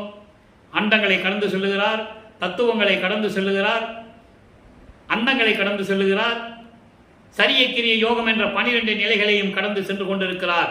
இப்போ வெள்ளாடை அணிந்து முக்காடு போட்டு சுத்த சன்மார்க்கத்துக்கு வாங்க போறோம்னு சொல்லி சமயங்களிலும் மதங்களிலும் மார்க்கங்களில் கூறப்பட்ட அந்த தடைகள் இருக்கக்கூடாது. சங்கற்ப விகற்பங்கள், திருநீறு பூசுவது, உத்தராட்சமலை போட்டுகிறது, இந்த நமச்சிவாயா சிவாயானமன் சொல்றது எல்லாத்தையும் விட்டாச்சு. இதோட நீங்கள் நல்லா நினச்சிக்கணும், இதோட எல்லாம் விட்டாச்சு. அப்போ இவர் அண்டங்களை கடந்துங்க போறாரு. சுத்த சிவஞான வெளியிலே மகனை வரவேற்பதற்காக அருப்பெருஞ்சாண்டவர் காத்து கொண்டிருக்கிறார். அங்கே தேவர்களும் முனிவர்களும் ரிஷிகளும் பிரமன் திருமால் போன்ற பதத்தலைவர்களும் சத்தியஞான படிக்கு கீழே தான் நிற்கணும். முதல் படியிலோட அவங்க கால் எடுத்து வைக்க முடியாது. அங்கே என்ன நடந்தாலும் இவங்க கீழே இருந்து தான் பார்க்கணும். முதலாக 33வது ஆண்டில் வருவிக்க விட்டு 33வது ஆண்டில் சுத்த சிவஞான வழிக்கு செல்லும் போது 13வது ஆண்டில் திருவொற்றியூருக்கு சென்றார். அது சமயங்களையும் மதங்களையும் மார்க்கங்களையும் சார்ந்த போது நடந்து சென்றார். சுத்த சன்மார்க்கத்தை வாங்குவதற்காக பறந்து சென்று கொண்டிருக்கிறார், அண்டங்களை கடந்து. அப்போ தேவர்கள்லாம் சொல்றாங்க, என்ன ஒரே கூட்டமாக இருக்கீங்கன்னு இவர் கேட்கிறாரு. பாட்டில் இருக்கு, விளக்கங்கள் இருக்கு, இல்லைன்னா பேச முடியாது. எல்லாருக்கும் பதில் சொல்லணும் இல்லை, நான் பாடலில் இருக்கதானே சொல்ல முடியும். அவங்க கை காட்டுறாங்க, நீங்கள் போங்க சாமி, உங்களுக்கு தான் இந்த தகுதி இருக்குன்னு சொல்கிறாங்க. இவர் நேராக அங்கே போகிறாரு, மகனை வரவேற்கிறார். வா மகனே, ஆடைகளை கலைந்து விட்டு புனித நீராடி இந்த ஆடைகளை கலைந்து விட்டு முக்காட்டு தானே போட்டு போகிறாரு. அப்போது கலைந்து விட்டு புனித நீராடி சபலம் செய்து என்ன, நல்ல சேவிங் செய்து புத்தாடை அணிந்து அணிகளை அணிந்து மங்கள கோலத்துடன் வருவாயாக, உனக்கு மணிமுடி சூட்ட வேண்டும். 2 நாளிகை தான் இருக்கிறது என்று அருட்பெருஞ்சாண்டவர் மகனிடம் கூறுகிறார். 2 நாளிகை என்பது 1 மணி நேரம், ஒரு நாளிகைக்கு 24 நிமிடம். அப்போ எல்லா வேலையும் முடியுது. பிரபஞ்சம் அறிய தேவர்கள் முன்னிலையில் மகனுக்கு மணிமுடம் சூட்டி, மகனை சுத்த சன்மார்க்கத்தை பெற்றுக்கொள், இனிமேல் இது உன் மார்க்கம். அதனால்தான் சொல்லுவார் அவரை என் மார்க்கம் என்று சொல்லுவார். மகனுக்கு தந்தை உன் மார்க்கம் என்று கொடுத்து விட்டார், மகன் என் மார்க்கம் என்று சொல்லுகிறார். நல்லா புரிஞ்சுக்கணும் நீங்க. அப்போ சுத்த சன்மார்க்கத்தை கொடுத்து சாகா கல்வியை கற்றுத்தருகிறார். தேவர்களும் முனிவர்களும் பார்த்து அப்படியே முகத்தில் கட்டுன்னு இருக்காங்க. காஞ்ச எண்ணெயில், காஞ்சி இருக்கிற எண்ணெயில் கடுகு போட்டால் எப்படி வெட்டிக்கும், அந்த மாதிரி அவங்க முகங்கள் இருக்குதான். பாடலில் சொல்கிறாரு, பல்ல கடிச்சிக்கிட்டு நறுமுறுன்னு பல்ல கடிச்சிக்கிட்டு இருக்காங்களாம். எல்லாத்தையும் கொடுத்து விட்டு, மகனை பூலோகத்துக்கு சென்று வா, இன்னும் ஆண்டுகள் இருக்கிறது, அங்கே சந்திப்போம் என்று சொல்லி அனுப்பி விடுகிறார். நேராக கரும்புலியிலே வந்து உறைவிடமாக கொள்ளுகிறார். அதுக்கிடையிலே செவியில் வந்த செய்திகள்லாம் உண்டு. சிதம்பரத்துக்கு சென்றதாகவும், அங்கே பரசுராமனையும் அந்த வெங்கட ரெட்டியாரையும் பார்த்ததாகவும், அதனால் இவர் இங்கே வந்து உறைவிடமாக கொண்டதாக சொல்லுவார்கள். அது அப்படியே இருக்கட்டும், அந்த விளக்கத்துக்குள்ளே நம்ம போக வேண்டாம். அங்கே கரும்புலியிலே 9 ஆண்டுகள் இருக்கும்போது என்னவெல்லாம் திருவிளையாடல் நடந்தது என்பதையெல்லாம் நாம் பார்த்து விட்டோம். 5 எட்டுகள் முடிஞ்சு போச்சு, 5 40. இப்போ வல்லப்பமானவர்கள் 6வது எட்டில் இருந்து கொண்டிருக்கிறார். 41வது ஆண்டிலிருந்து வருவிக்க விட்ட 41வது ஆண்டிலிருந்து 48 ஆண்டுகளுக்குள் என்ன நடந்தது. அப்போ இதெல்லாம் இந்த 6வது எட்டில் நடந்தது என்ன நடந்தது இப்போ நம்ம பார்த்துட்டு இருக்கோம். நல்லா கவனிக்கணும். அங்கே கரும்புலியில் இருக்கும்போது தந்தையும் மகனும் எப்படியெல்லாம் உரையாடினார்கள், என்னெல்லாம் அருளை பெற்றுக்கொண்டார் என்பதை பாடல் மூலமாக நாம் பார்த்து விட்டோம். இப்போ வல்லப்பமானவர்கள் கரும்புலியை விட்டு இங்கே தர்மசாலைக்கு வர வேண்டும். தந்தையும் மகனும் பேசியபடி ஜீவகானிய ஒழுக்கம் உருவாக வேண்டும்.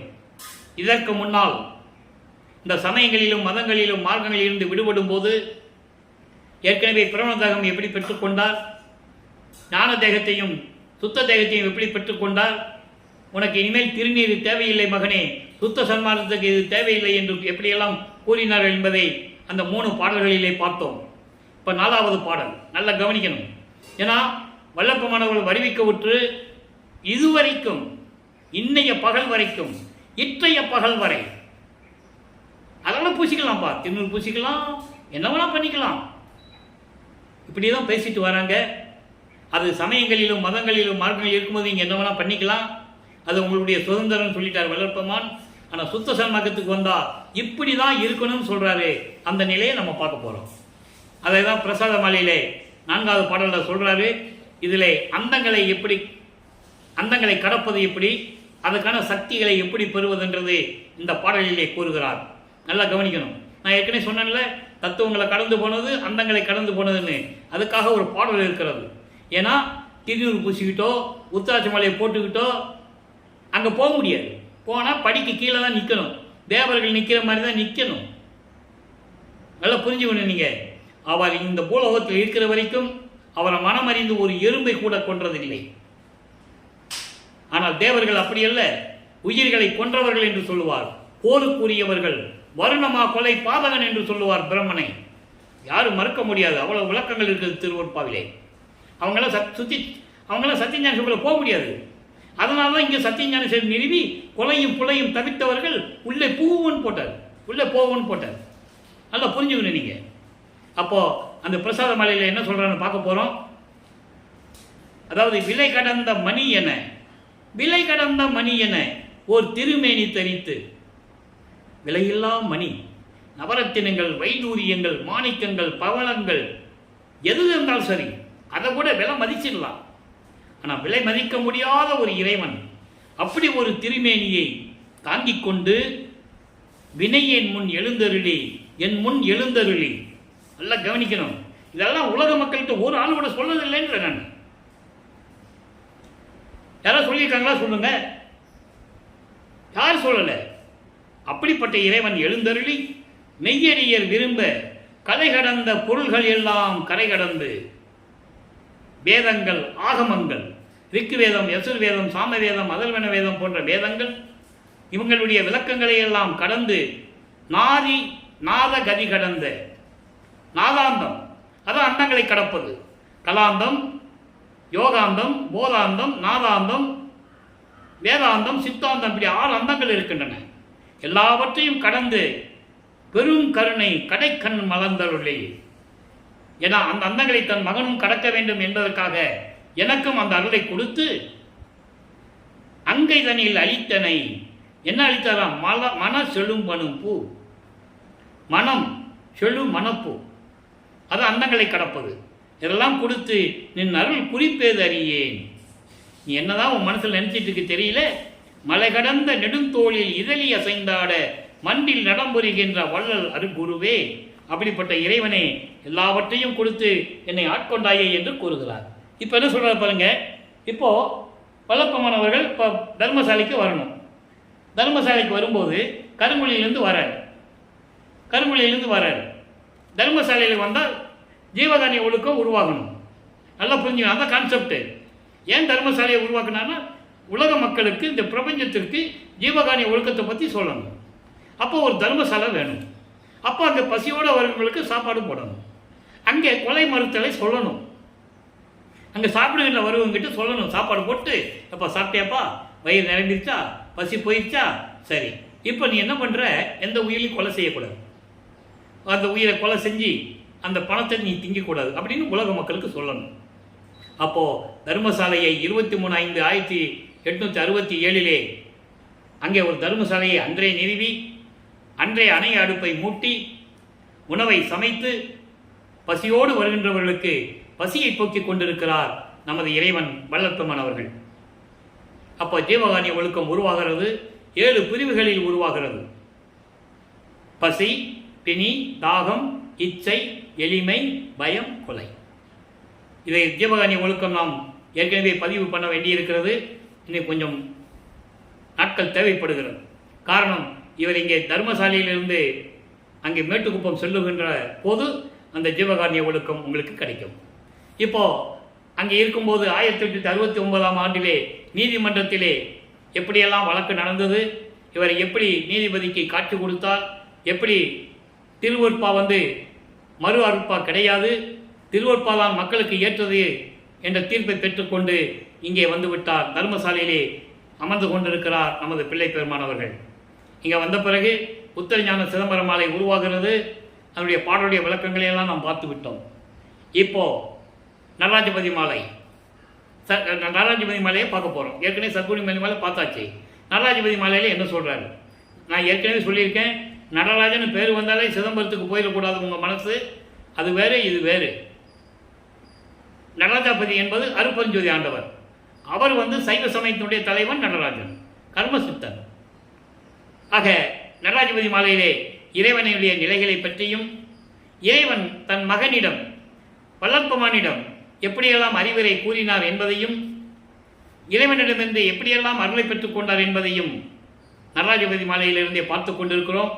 இன்று 29வது பாடலை பார்க்க போகிறோம். நல்லா கவனிச்சுட்டு வாங்க. நீடு உலகில் உற்றவர்கள் நன்கு உற உரைக்கின்ற நின் வார்த்தை யாவும் நமது நீள் வார்த்தையாகும். இது உன்னை மகனே சற்று நெஞ்சம் அஞ்சேல் உனக்கே ஆடுறும் அருட்பெருஞ்சோதி ஈந்தனம் என்றும் அழியாத நிலையில் நின்று அன்பினால் எங்கெங்கும் எண்ணிய படிக்கு நீ ஆடி வாழ்க என்ற பொருளே. இந்த 4 வரியும் ஒரே பொருள் தான். இறைவனை பற்றி முதல்ல சொல்றார். அருட்பெருஞ்சோதி ஆண்டவர் இறைவன். அவர் மகனிடம் என்ன சொல்றாரு? இந்த பெரிய பரந்த உலகில் இருக்கின்றவர்கள் மகிழ்வோடு இன்புற்று வாழ வேண்டும் என்று நீ ஒரு வார்த்தை சொல்ற இல்ல, உரைக்கின்ற நின் வார்த்தை. எல்லா மக்களும் இன்புற்று வாழ வேண்டும் என்று என்கிட்ட வேண்டினாய். அந்த வார்த்தை உலக மக்கள்கிட்ட நீ சொல்லுகிறாய். அது உன் வார்த்தை அல்ல, எனது வார்த்தை, எனது அருள்வாக்கு, எனது திருவார்த்தை. இது உண்மை மகனே, நீ பயப்படாதே. தப்பா சொல்லிட்டோமோ, அப்பாவுக்கு தெரியாம சொல்லிட்டோமோ என்று நீ பயப்படாதே மகனே. இதெல்லாம் என்னுடைய வார்த்தை, தந்தையின் வார்த்தை மகன் சொல்லுகிறாய். எப்படி சொல்றாரு பாருங்க, தந்தையின் வார்த்தையை நீ மகன் சொல்லுகிறாய். அதற்காகத்தானே உன்னை வருவிக்க செய்தேன். மனம் கலங்காதே மகனே, உனக்கே ஆடுரும் அருட்பெருஞ்சோதி ஈந்தனம். ஆடுரும் என்பது இந்த பிரபஞ்சத்தை இயக்கக்கூடிய அருள் வல்லமை படைத்த அருட்பெருஞ்சோதியை உனக்கு தான் கொடுக்க போகிறேன். கொடுத்தேன் அப்படின்னு சொல்லிட்டாரு. நீ செயலாக்கவில்லை, கொடுத்துட்டேன்னு சொல்லிட்டாரு. ஈந்தனம் என்றும் அழியாத நிலையில் இருந்து கொண்டு சொல்லிட்டாரா, மரணமில்லா பெருவாழ்வில் இருந்து கொண்டு உன்னுடைய அன்பினால் இந்த பிரபஞ்சத்தில் இருக்கின்ற அத்தனை உயிர்களையும் சரி, எப்படி இந்த பிரபஞ்சத்தை இயக்க வேண்டும் என்று எண்ணுகிறாயோ, எண்ணியபடி எண்ணிய நான் எண்ணியவாறு எனக்கருளும் தெய்வம். அந்த பாடல் உண்டு. 46வது பதியத்தில் அருள் ஜோதி நிலையில அந்த பதியத்தில் 6வது பாடலோ 6வது வரியோ 7வது வரியோ அது இருக்கும். ஏன் அகவல்லே இருக்கே, எப்படி விளைந்தன என் மனம் அங்கனுக்கு அத்தனை அருளிய அருட்பெருஞ்சோதி சொல்லுவார். எப்படி எண்ணியது என் கருத்து இங்க எனக்கு அப்படி அருளிய அருட்பெருஞ்சோதி. அதான் இங்க சொல்றாரு, மகனே நீ எப்படியெல்லாம் எண்ணினாயோ, எப்படியெல்லாம் நினைத்தாயோ, அதுபோல அருட்பெருஞ்சோதி அருளை பெற்றுக்கொண்டு நீ அருளாட்சி செய்வாயாக. ஆடி வாழ்க என்ற குருவே, இந்த பிரபஞ்சத்தை இயக்கி எப்படியெல்லாம் நீ இருக்க வேண்டுமோ அப்படியெல்லாம் இயக்கி மகிழ்ந்து கொண்டிருப்பாயாக என்று சொல்லிய எனது இறைவனை அருட்பெருஞ்சோதியே, எனது குருவே. நான் ஏன் இங்க குருவேன்னு சொன்னாரு, அங்க அதாவது பள்ளிக்கூடத்தில் சேர்க்கும்போது யாரையும் என் மகன் குருவாக ஏற்றுக்கொள்ளக்கூடாது, யாரையும் என் மகன் குருவாக ஏற்றுக்கொள்ளக்கூடாது. உலக சந்தை படிப்பை என் மகன் யாரையும் கற்றுக்கொள்ளக்கூடாது. என்னிடம் சாகா கல்வியை மட்டும்தான் அவன் கற்றுக்கொள்ள வேண்டும். இந்த நிலையில் அப்பவே தன் மகனை தடுத்தவர் அருட்பெருஞ்சாண்டவர். அதான் இங்க சொல்றாரு, என் குருவே. நாடு நடு நாட்டத்தில் உற்ற அனுபவ ஞானம் நான் இளம் காலை அடைய நல்கிய பெருங்கருணை. அதாவது நான் விருப்பப்பட்டபடி என் எண்ணம் எண்ணியபடி நான் எந்த நோக்கத்திற்காக வருவிக்க விட்டோனோ அந்த நோக்கத்தின் அடிப்படையில், அதான் நாட்டத்தில் என்று சொல்லுகிறார், அந்த நோக்கத்தின் அடிப்படையில் நான் பெற்ற அனுபவ ஞானம் இருக்கிறதே, அது எப்ப எனக்கு கிடைச்சது? இளம் காலையிலேயே. அந்த ஞானம் எனக்கு 9வது ஆண்டிலே கிடைத்து விட்டது என்று சொல்லுகிறார். இறைவன் வந்து ஆட்கொண்டார் அல்லவா, அப்ப ஞானத்தை கொடுத்தார், அதன் பிறகு மெஞ்ஞானத்தை கொடுத்தார். அப்படி அந்த ஞானம் அடைய நல்கிய பெரும் கருணை அப்பனே, ஐயனே, அம்மையே, நண்பனே, துணைவனே, என் ஊடு பிரியது உற்ற இன்பனே, என்னை விட்டு என்றும் பிரியாமல் இருக்கின்ற எனது இன்பமானவனே, எனது தந்தையே, அன்பனே, ஒருவனே, அருவனே. அருவனேன்னு சொல்லிட்டாரா, ஜோதி வடிவில் இருக்கின்றவர் ஒருவன், ஒரே கடவுள். அருட்பெருஞ்சோதி சொல்றதுக்கு அப்படி சொல்றாரு, ஒருவன் அருவன். எவ்வளவு அற்புதமான வார்த்தைகள், விளக்கங்கள். நல்லா கவனிக்கணும் நீங்க. உள் ஊறும் அமுதமாகி ஒரு ஆறின் முடி மீதி மேலே ஓங்கும் நடராஜபதியே. ஏன் இன்னைக்கு இந்த அந்தங்களை சொன்னோம்ல, பிரசாத மாலையில அந்தங்களை கடந்து போறான்னு சொன்னோம்ல, அப்படி 6 அந்தங்களையும் தன் முடிமேல் வைத்துக் கொண்டிருக்கின்ற, அப்போ தனக்கு இருக்கின்ற சக்தியை தன் மகனுக்கு கொடுக்கிறார். அதனால நீங்க அந்த பிரசாத மாலை இந்த பாடலோட ஒற்றி கொடுக்குது. கனெக்டிவிட்டின்னு சொல்லுவாங்க. ஒவ்வொரு திருமுறைக்கும் ஒவ்வொரு பாடலிய பொருளுக்கும் எங்கேயாவது ஒரு பாடலில் கனெக்ஷன் உண்டு. அதை இறைவனுடைய அருளை பெற்றிருந்தால்தான் சொல்ல முடியும். அதை நான் இங்கே குறிப்பிட கடமைப்பட்டிருக்கிறேன். அப்படிப்பட்ட இறைவனே, என் உள்ளத்திலே அமுதமாக ஊறிக்கொண்டிருக்கின்ற இறைவனே, அருட்பெருஞ்சோதியே நடராஜ தனிபதியே, அருட்பெருஞ்சோதி நடராஜபதி என்று சொல்லுவார் ஒரு பாடலிலே. ஏன் அதை சொன்னாரு? சிதம்பரத்தில் இருக்கிற நடராஜனுக்கும் அருட்பெருஞ்சோதிக்கும் வித்தியாசம் தெரியணும் மக்களுக்கு. பிற்காலத்தில் இதெல்லாம் ஒன்று தான் சொல்லிட்டு இருப்பாங்க, மக்கள் ஏமாந்து போவாங்க. அதுக்காக தான் நடராஜ வேலையை கொடுத்திருக்கிறது என்பதை நான் பதிவு செய்ய கடமைப்பட்டிருக்கிறேன். அடுத்து தனித்திரளங்கள் 157வது பாடல். நல்ல கவனிங்க. எந்த புராணத்திலையும் எந்த காவியத்திலையும் இறைவன் வந்து மக்கள்கிட்ட மன்னிப்பு கேட்டதே கிடையாது, தலை வணங்கினதே கிடையாது. ஆனால் இங்கே ஒரு இறைவன் மக்களை பார்த்து தலை வணங்குகிறார். காரணம், மக்கள் அறியாமையில் இருக்கின்றார்கள், என்ன சொன்னாலும் கேட்கறது இல்லை. அதுக்காக நம்ம கொஞ்சம் இறங்கி தான் போகணும். அந்த அடிப்படையிலே உருவான பாடல் எது? சன்மார்க்க சங்கத்தீர் சிற்றடியேன் உமது தாழ் வணங்கி சாட்டுகின்றேன். நல்ல கவனிங்க. நான் அடியேன், உங்களுடைய திருவடிகளை வணங்கி நான் இதை சொல்லுகிறேன். தயவினோடும் கேட்பீர். தயவோட கேளுங்க, அன்பா கேளுங்க. நான் சொல்லிட்டு இருக்கேன். என் மார்க்கம் தானே சொல்லிட்டாரா? என் மார்க்கம் சொல்லிட்டாரா? எப்படி என் மார்க்கம் சொன்னாரு? அப்பா சொல்லிட்டாரு. இனிமேல் இந்த சுத்த சன்மார்க்கம் உன்மார்க்கம் சொல்லிட்டாரு. அதனால இவர் உரிமையோடு எடுத்துக்கிட்டார். என் மார்க்கம், என் மார்க்கத்து என்னை நுமக்குள் ஒருவன் என கொள்வீர். என் மார்க்கம் என்பது இந்த சமரச சுத்த சன்மார்க்கத்தில் என்னையும் ஒருவனாக நீங்கள் ஏற்றுக்கொள்ள வேண்டும், உங்களில் ஒருவனாக ஏற்றுக்கொள்ள வேண்டும். நுமக்குள் ஒருவன் என கொள்வீர், உங்களில் ஒருவனாக என்னை ஏற்றுக்கொள்ள வேண்டும். அப்படின்னா என்ன அர்த்தம்? நான் சொல்றதை கேளுங்கப்பா. ஏன் இப்படி அறியாமையில் இருந்துட்டு இருக்கீங்க? எல்லாரும் சுத்த சன்மார்க்கத்துக்கு வாங்க. வந்தா நீங்க மரணமில்லா பெருவாழ்வில் இருக்கலாம். மரணமில்லா பெருவாழ்வில் வாழ்ந்திடலாம் கண்டி. ஞானசரியில முதல் பாடலில் சொல்லுவார். அப்போ இந்த நிலைகளெல்லாம் இருக்கும்போது நீங்கள்லாம் நான் உங்களுக்குள்ள ஒருவனா நினைச்சுக்கங்க. உங்களை காலை பிடிச்சி கேட்குறேன், வணங்குறேன். எவ்வளவு அருமையான இடங்கள் இதெல்லாம். அப்படி சொல்லிட்டு சொல்றாரு பாருங்க. எல்லாம் செய்ய வல்ல நமது இறைவனையே தொழுவி. எல்லாம் வல்ல இறைவன், சுத்த சன்மார்க்கத்தின் இறைவன், சுத்த சன்மார்க்கத்தின் தலைவன், அவனை வணங்குகள், அவனை வணங்குங்கள். தொழுவீர் புன்மார்க்கத்தவர் போல் வேறு சில புகன்றே புந்தி மயக்கம் அடையாதீர். புன்மார்க்கம், சமயங்கள், மார்க்கங்கள், மதங்கள் சொல்லப்பட்டதெல்லாம் துன்பங்களையும் துயரங்களையும் வேறுபாடுகளையும் முரண்பாடுகளையும் மக்களுக்கு சண்டையிடக்கூடிய அந்த சூழ்ச்சிகளை எல்லாம் உருவாக்கக்கூடியது புன்மார்க்கம். அதுக்குள்ள போகாதீங்க. அதுக்குள்ள போய் உங்க அறிவை இழந்து மயக்கம் அடைந்து துன்பப்பட்டு கொண்டிருக்கிறீர்கள். வேண்டாம், இனிமே அது வேண்டாம். பூரண சுகமாய் பேரின்பமாக இருந்து கொண்டிருக்கின்ற சுத்த சன்மார்க்கத்தின் தலைவனாக விளங்கக்கூடிய அருட்பெருஞ்சோதி ஆண்டவரை வணங்கி அவனே ஒருவன் என்ற நிலையை நீங்கள் ஏற்றுக்கொள்ள வேண்டும். சுத்த சிவம் ஒன்றே என்று கூறுகிறார். நல்லா புரிஞ்சுக்கணும். ஆக சுத்த சன்மார்க்கத்தின் தலைவனாகிய அருட்பெருஞ்சோதி ஆண்டவர் தான் இறைவன். அவனை ஏற்றுக்கொள்ளுங்கள். உங்களை காலை பிடித்து கேட்கிறேன், தலை வணங்குகிறேன் என்றெல்லாம் கூறுகிறார். இந்த நிலையை நீங்க புரிஞ்சுக்கணும். ஒரு இறைவன் மக்களிடையே அருள் பெற்ற இறைவன், தந்தையிடமிருந்து அருள் பெற்றவர், மக்களை பார்த்து சொல்றார். ஏன்னா அந்த அளவுக்கு அறியாமை இருந்து கொண்டிருக்கிறார்கள். இப்பவும் யார் சொன்னா கேட்கிறாங்க சுத்த சன்மார்க்கத்தை பத்தி? நினைச்சு பாருங்க. அப்படி சொல்லிட்டு தன்னானை என்னானை சார்ந்து அறிமின் ஈண்டே.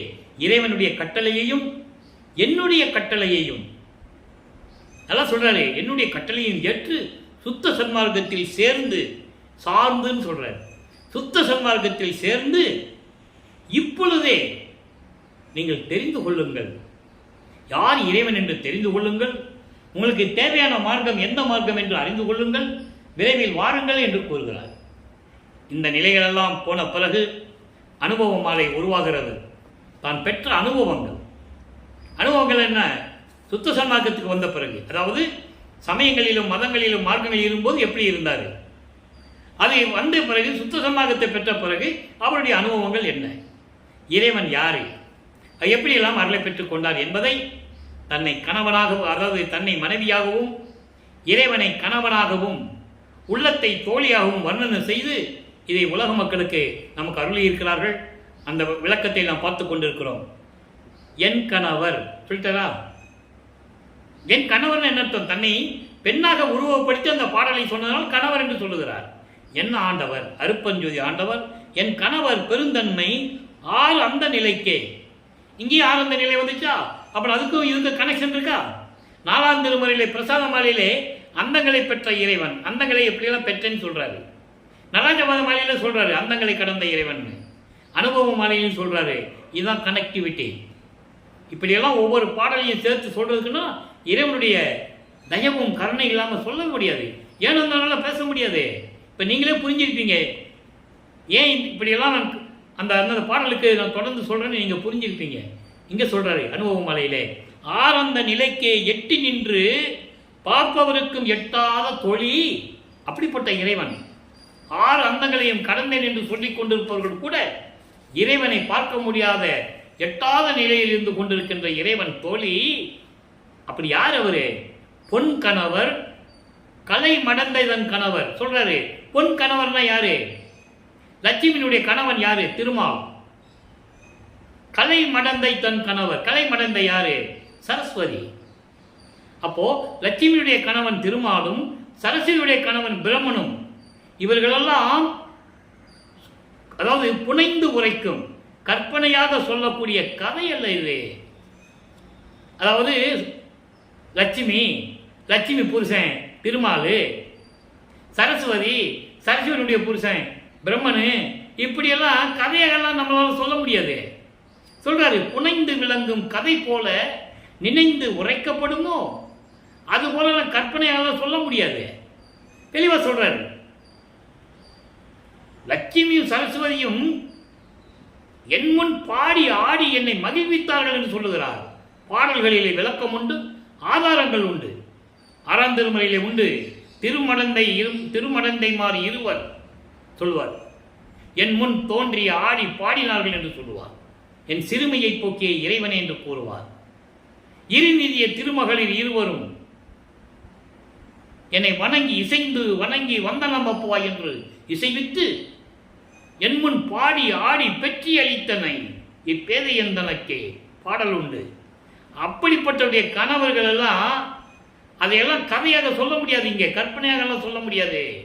இருக்கிறத உண்மையாக தான் சொல்ல முடியும். அப்படி புனைந்து உரைக்க கதை போல நினைந்து உரைக்கப்படுமோ அப்படியெல்லாம் சொல்ல முடியாது. இங்கே என் கணவனை பற்றி லட்சுமியுடைய கணவன் திருமலாக இருந்தாலும் சரி, சரஸ்வதியுடைய கணவன் பிரம்மனாக இருந்தாலும் சரி, அவங்களை எல்லாம் கற்பனையாக சொல்ற அளவுக்கெல்லாம் என் கணவனை பற்றி சொல்ல முடியாது அப்படின்னு சொல்றாரு. என் கணவன் என்னுடைய இறைவனை பற்றி சொல்ல முடியாது சொல்லிட்டு சொல்றார் பாருங்க. புன் கணவர் அறியாதையை புலம்புகின்றார். இந்த லட்சுமியும் சரஸ்வதியும் உண்மை தெரியாம கற்பனையில் மிதந்து கொண்டு தங்களுடைய கணவர்கள் குற்றவாளிகள் என்று தெரியாதவங்களுக்கு தெரியாம புலம்பிக் கொண்டிருக்கிறார்கள். சொல்றாரு புன் கணவர் அறியாது புலம்புகின்றனர். அதெல்லாம் வல்லப்பவன் பாடல சொல்லுவாரு. நெடுமால் சமூகோத்தம் 1000 பிள்ளைகள் பொறுத்து மாயை ஒடிய நேர் நின்ற கருணை வள்ளல். திருமால் செய்த அத்தனை குற்றங்களையும் சரி, தேவர்கள் முதல் செய்த குற்றங்களை அத்தனையும் அழிப்பதற்காக நேர் நின்று போராடி அவர்களை அழித்தவர் என்று சொல்லுவார். மகாதேவ மாலையிலே உண்டு. வருணமா கொலை பாதகன் என்று கூறுவார் பிரம்மனை. திருவுட்பாவிலே பாடல்கள் உண்டு. யாரும் மறுக்க முடியாது. அதான் இங்க சொல்றாரு. லட்சுமி சரஸ்வதி சும்மா கற்பனையில் இருந்து கொண்டிருக்கிறார்கள். தங்கள் கணவர்கள் எல்லாம் குற்றவாளிகள் என்று தெரியாமல் புலம்புகின்றார்கள். புன் கணவர் அறியாதே புலம்புகின்றார்கள். இந்த உண்மையை மக்கள்கிட்ட சொல்லணும். ஏன் இந்த பாடலை சொன்னாரு? பிரபஞ்சத்தின் உண்மையை மக்களுக்கு தெரியப்படுத்த வேண்டும். பிரம்மன் யார், திருமால் யார், லட்சுமி சரஸ்வதி யார், தேவர்கள் யார், எப்படிப்பட்டவர்கள் என்பதை திருவருட்பாவில் கூறப்பட்ட உண்மைகளை உலக மக்களுக்கு தெரியப்படுத்த வேண்டும் அல்லவா? அதற்காக தானே திருவருட்பா உருவாக்கப்பட்டது. போற்றி போற்றி பாடி வருவதற்காகவா? இல்லை. பிரபஞ்சத்தின் உண்மைகளை சொல்ல வேண்டும். ஏற்கனவே தோன்றிய யோகங்களில் இருக்கிற மறைக்கப்பட்ட உண்மைகளை திருவருட்பாவிலே சொல்ல வேண்டும். மக்களுக்கு தெரியப்படுத்த வேண்டும் என்ற சீரிய நோக்கத்திலே தானே திருவருட்பாவை நமக்கு அருளினார்கள். அதை மக்களிடம் சொல்ல வேண்டும் அல்லவா? அதான் சொல்றாரு, அப்படிப்பட்ட அல்ல என் கணவர். அவர் போல் யார் போல்? இந்த லட்சுமி சரஸ்வதி நினைச்சிட்டு இருக்காங்கல்ல, தங்களுடைய கணவர்கள்லாம் சிறந்தவர்கள், குற்றமற்றவர்கள் நினைச்சிட்டு இருக்காங்கல்ல, அவங்கள போலவே இந்த புகழ் மறையும் இந்த வேதங்களும் சரி, ஆகமங்களும் சரி சொல்லிக்கிட்டு இருக்கேனே, அது அப்படிதான் புலம்பிக்கிட்டு இருக்கேன். இறைவனே அவங்களை பார்த்ததே இல்லை, அதுங்களும் அப்படிதான் புலம்பிக்கிட்டு இருக்குன்னு சொல்றாரு. அந்த நிலையில் இருக்கும்போது உன் கணவர் திறம்புகழ் என்று உரைக்கின்றாய் நீதான். சரி, நீதான் சொல்லன்னு என்கிட்ட கேட்கிற. உத்தமனார் அருட்ஜோதி பெற்றிட முன் விரும்பே அருப்பஞ்சோதி வாங்கின பிறகுதான் இதெல்லாம் எனக்கும் தெரிஞ்சது, உங்ககிட்ட சொல்ல முடியுது என்று உலக மக்களை பார்த்து சொல்லுகிறார். உலக மக்களே, என் கணவரை பற்றி நான் எப்படி சொல்ல முடியும் என்று நீங்கள் கேட்கிறீர்கள். நான் அருப்பெருஞ்சோதியை பெற்றுக்கொண்டேன், அந்த அருள் ஒளியால் நெஞ்ஞானத்தை பெற்றுக்கொண்டேன். அதனால்தான் லட்சுமி சரஸ்வதி பிரம்மன் திருமாலுடைய நிலைகளை என்னால் சொல்ல முடிகிறது. நான் என்னுடைய விருப்பம் போல உண்மையை சொல்ல முடிகிறது என்று கூறுகிறார். எனவே அன்பர்களே, இன்று பார்த்த திருவிளையாடலில் பதிவே நீங்கள் நன்றாக உணர்ந்திருப்பீர்கள் என்று நான் கருதுகிறேன். நீங்களும் சுத்த சன்மார்க்கத்தில் இணைந்து கொலையும் தவிர்த்து, கொலை என்பது அசைவ உணவுகளை தவிர்த்து எந்த உயிர்களையும் கொலை செய்யாது சுத்த சன்மார்க்கத்தில் இருந்து கொண்டு தீப வழிபாடு செய்து அருட்பெருஞ்சோதி தனிப்பெருங்கனை அருட்பெருஞ்சன மகாமந்திரத்தை உச்சரித்து இறைவனை வணங்கி இறைவனுடைய அருளை பெற்றுக்கொண்டு நீங்கள் இந்த வையகத்திலே வாழ்வாங்கு வாழ வேண்டும் என்று வாழ்த்து விடைபெறுகிறேன். இந்த வள்ளலார் ஊழியன். மீண்டும் நாளை சந்திப்போம். நன்றி, வணக்கம். அருட்பெருஞ்சோதி தனிப்பெருங்கருணை அருட்பெருஞ்சோதி. நாளையும் இறைவனுடைய திருவிளையாடல் தொடரும். கண்டு மகிழ்ந்து இறைவனுடைய அருளை பெற்றுக் கொள்ளுங்கள்.